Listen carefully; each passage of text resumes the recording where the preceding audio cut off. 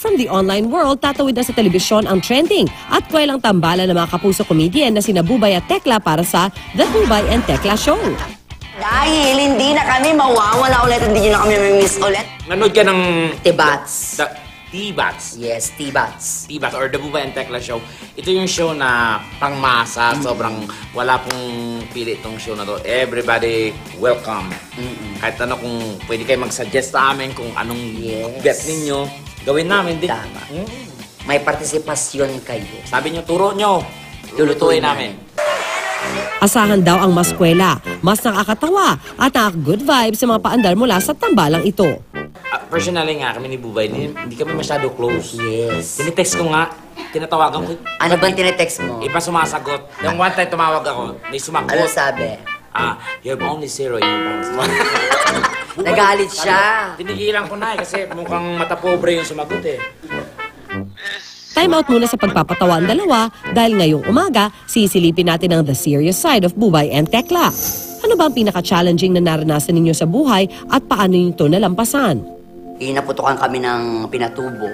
Ayan, yung na-wash out yung buong namin, barangay namin, yung kagagawa pa lang ng bahay namin. Batang-bata pa lang ako, naging survivor na ako. Nakita ko na kung ano yung hirap ng buhay. Second, yung sa mama ko, yung nagkaroon siya ng kidney failure. Thirdly, yun nangyari sa akin 2 years ago, di ba, na mild stroke. Yan. Sumali siya sa Starstruck. Kaso, Yes. ibang kategory. Ano nangyari? Starstruck. Yun. Nung wala pa ako sa industry na to, number 1 sa comedy. Kasi salta lang sa Manila. Yung challenge ba, paano mabuhay sa Manila?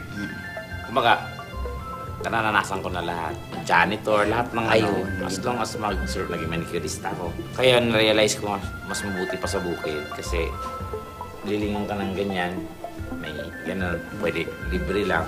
Dito lahat, galaw. May bayad. Ano naman ang biggest mistake na nagawa ninyo at ano ang natutunan nyo doon? Sana nung may dinaranas yung mother ko na kidney failure, nagda-dialysis siya, sana mas binigyan ko siya ng oras na makasama. Kasi nung wala na siya, hindi ko na siya nakasama. Kasi ang ginagawa ko nun, trabaho. Hindi ko naman na mistake yun eh. Kasi diyan ka matututo eh. Part ng buhay yan eh. Kung mabibigyan naman kayo ng pagkakataon na makausap ang inyong 22-year-old self, ano ang sasabihin nyo sa kanya? Sana hindi na ako nag-35. Totoo. Kasi nung 22 ako, yun yung time na parang wala akong... Kag-graduate ko lang ng high school no. From ng 18 to 20, 21. Yan yung stage na wala kang pakialam eh.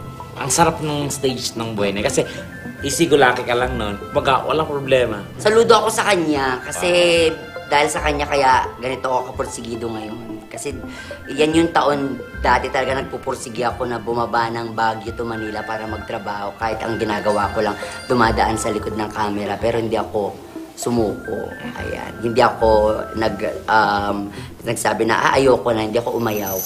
Bubay And Tekla Show! Sina Bubay at Tekla, hindi lang naghahatid ng ligaya, nagbibigay din sila ng inspirasyon. Abangan ang The Bubay and Tekla Show, malapit na malapit na.